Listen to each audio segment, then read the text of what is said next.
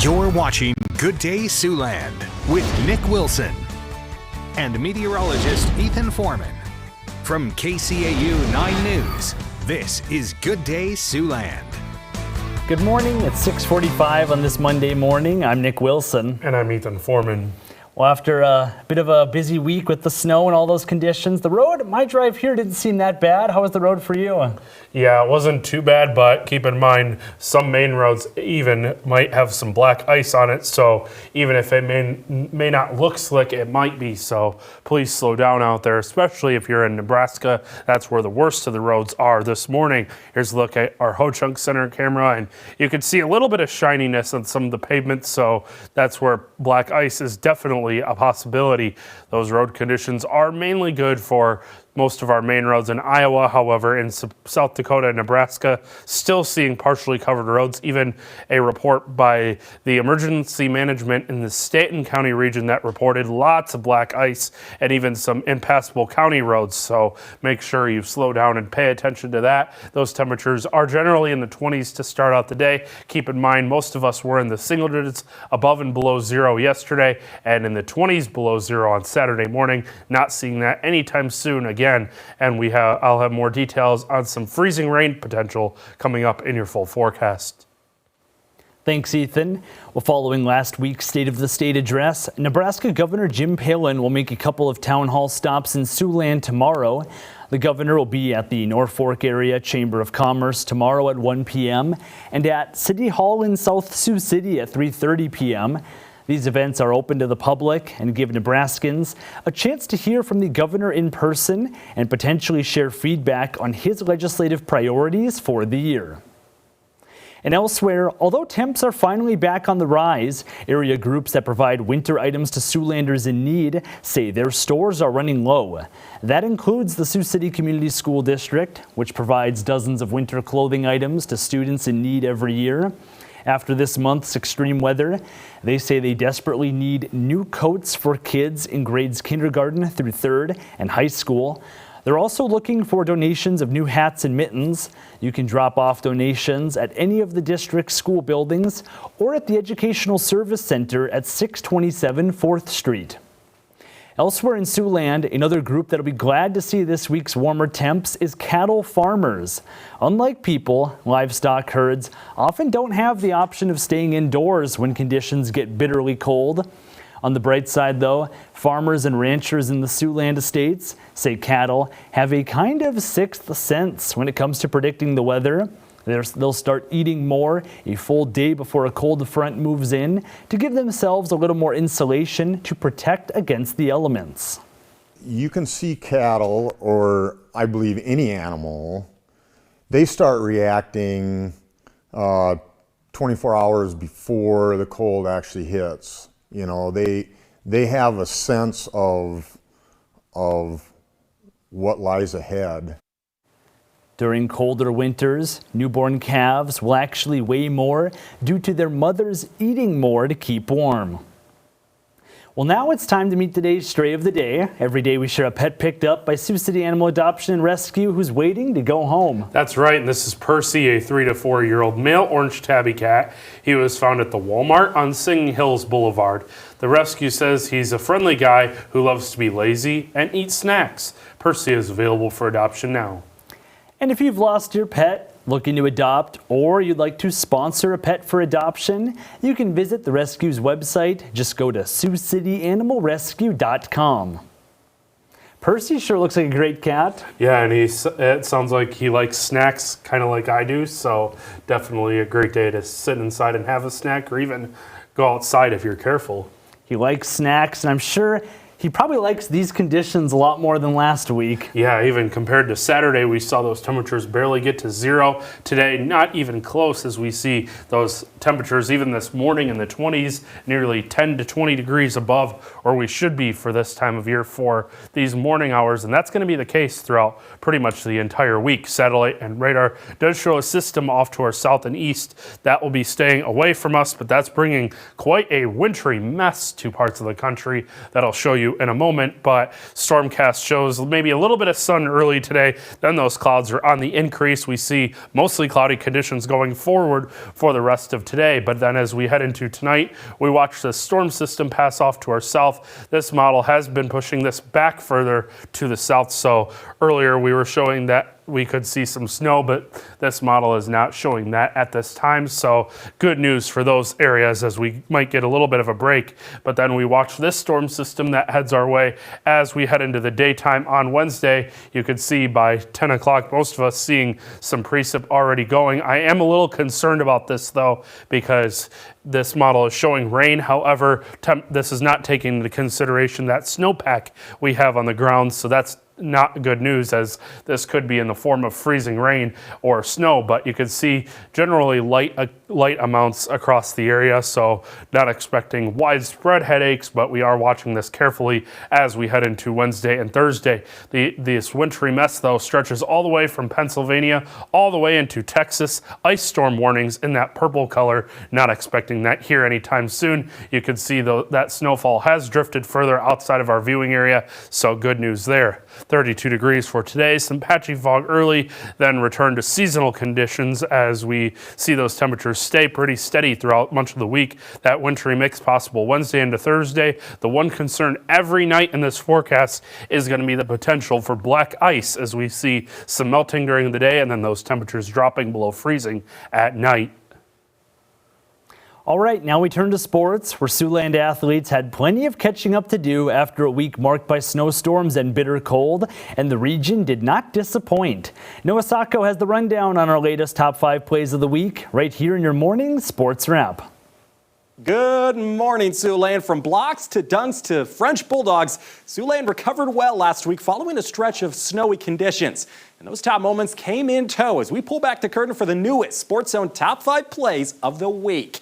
Let's have some fun at number 5, shall we? Muskies and Tri-City race for the Frenchie 500 trophy after the first period, and Sioux City letting the French Bulldogs out. Nacho with the commanding lead. Look at the acceleration. K9 is the first champion of the inaugural Frenchie 500, but I don't think underdogs cared that much. Muskies go on to win in shootouts 3-2. They complete the weekend sweep over the Storm. Number 4, MOC Floyd Valley and Central Lyon. Jesse Van Kalsbeek defending, shot denied. The Northwestern College commit sending it right back where it came from for the big-time stuff. Part of a double-double showing from him. Dutchmen win it 62-55. Number 3, Lamar's and Sioux City East. Wanding Hosniang rising for the breakaway jam, showing off the hops and the hammer on the Black Raiders. Better add that one to the huddle reel. East, though, builds off its huge lead. They dominate 91-50.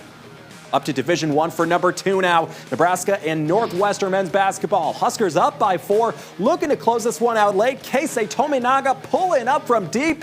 Say hey, Keisei. He finished with 14 points. Nebraska tops the Wildcats 75-69 without Juwan Gary due to a day-to-day injury. Looks like he was feeling good in the end, though. And a number 1, Northwestern and Doane. Historic game for Alex Van Kalsbeek. The sophomore with 49 points, bucket, and the bruise for 2 more. The MOC Floyd Valley alum sinks the next free throw for his 52nd point and 21st made field goal. And that, ladies and gentlemen, are each new single-game program records. Red Raider Nation on their feet. It was a night to remember for Van Kalsbeek. It was a big matchup in the Buckeye State as Iowa visited Ohio State for a top 20 showdown and a meeting between 2 of the top 3 teams in the Big Ten. Hawkeyes riding a 15-game win streak and first 18-1 start under head coach Lisa Bluter, yet to suffer a conference loss. Hawks beat the Buckeyes twice last season, including the Big Ten title game, but it's all about what happened late. Fourth quarter, Caitlin Clark, money from the corner 3, 68-58 Iowa. Next possession, Molly Davis driving, third straight game, scoring double figures. Hawks up by 12. Ohio State, though, getting back in it thanks to their center. Cody McMahon, game high 33 points because of plays like this. Buckeyes back in front, 76-75. Under 3 minutes left, Clark keeping the pressure on, somehow gets the shot to fall over the head and off the glass. Wow, 3-point Iowa edge. 16 seconds left. Buckeyes down by 1. Celeste Taylor making one of her 4 shots count. That gives the lead back to Ohio State. Iowa, though, ties it at 83 apiece. So to overtime we go. First possession of OT. Clark from deep. You already know what's going to happen. 7th May 3-ball, season high 45 points and 7 assists from the Phenom to bring Iowa within 1. But McMahon goes off. She scores 8 of 17 OSU points in OT. So Ohio State hands Iowa its first Big Ten loss, 100-92 in overtime. Buckeye fans storm the court, and in the middle of the chaos, Clark and a fan run into each other. Caitlin goes down and had to be helped off the court. She would be okay, but still a scary sight for the nation's top player. Now to check at sports, you stay classy, Siouxland. Now let's take a look at this morning's top stories, what you need to know before you go. Today, Sioux City City Council will take their first look at proposed changes to how the city's emergency medical service is handled, potentially adding the responsibility to the local fire department. Under the proposed changes, the city's emergency medical services would be moved from their own dedicated division to Sioux City Fire Rescue. The move would create 4 new firefighter positions in order to fill that role within the fire department. However, none of the city's current EMT staff would lose their jobs in the process. New positions would only be hired if those current EMTs were to move on. The council will take their first look at the proposed changes at this afternoon's regular weekly meeting. And meanwhile, the boards of directors for the Sioux City Community School District and the local area education agency will both hold meetings today as well. And at both of those meetings, Governor Reynolds' proposal to change how Iowa's AEAs work will likely be a top focus. The school board meeting will be held here in town beginning at 6 p.m.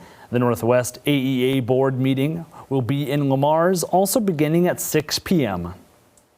And in the meantime, Iowa lawmakers will be back to work in Des Moines today, with those proposed changes to area education agencies likely to remain a legislative focus in the week ahead. The original proposal from the governor would have restricted AEAs to only provide special education resources. The governor and Republican leadership are now working on an amendment that would allow AEAs to provide the same resources they do now under each school district's discretion. The Iowa House Minority Leader says she believes the governor assumed this bill would meet very little resistance in the legislature, similar to last year's private school vouchers bill. She thought she could just do the same thing again. Throw out a bill, a massive bill she wants, just tell the legislature what to do and they would do it. Both the legislature and Iowans said, whoa, whoa, whoa, back up a minute. And since there's no one really asking for this AEA change in any sort of big way, there was really no one behind the scenes except special interests, I guess, pushing for this bill. We'll likely see an amendment to the bill filed this week, and then we'll have a better idea of the exact changes that would come to AEAs if the bill is passed. Well, over in South Dakota, a bill is moving forward that would create a statewide commission focused on legal representation for those who can't afford to pay. South Dakota is one of just 6 states that doesn't already have an entity like this in place. Right now, only 3 South Dakota counties, Minnehaha, Pennington, and Meade, have a dedicated public defender office. The other 63 counties handle indigent defense needs as they arise, but through an unregulated collection of contracted attorneys and court appointments. The bill advanced through the South Dakota House State Affairs Committee on Friday. It goes to the House Appropriations Committee next. All right, well, one last look at the weather. It's going to be a nicer day than what we had to deal with previously. Yeah, just have to be careful of some black ice across the region. Definitely going to be keeping an eye on that over the next few days. Your forecast today shows maybe a little bit of patchy fog early, mostly cloudy as we return to seasonal conditions for the first time in 2 weeks. 32 degrees for the high today, dropping to 28 tonight. Wintry mix is possible to the south and east with a low of 28, but the good news is models have been pushing this further south, so we may see this stay out of the viewing area completely. We'll keep an eye on this as we head throughout the day today. Another wintry mix possible Wednesday into Thursday. Could see some snow or freezing rain mix in as well, so we are concerned about that as those temperatures drop below freezing at night. That could create some black ice. That'll be the main concern all week long as we see those temperatures fairly stable. Potential for some activity in the middle of the week there. Yep. Well, thanks for watching. KCAU 9 News returns at 11:30.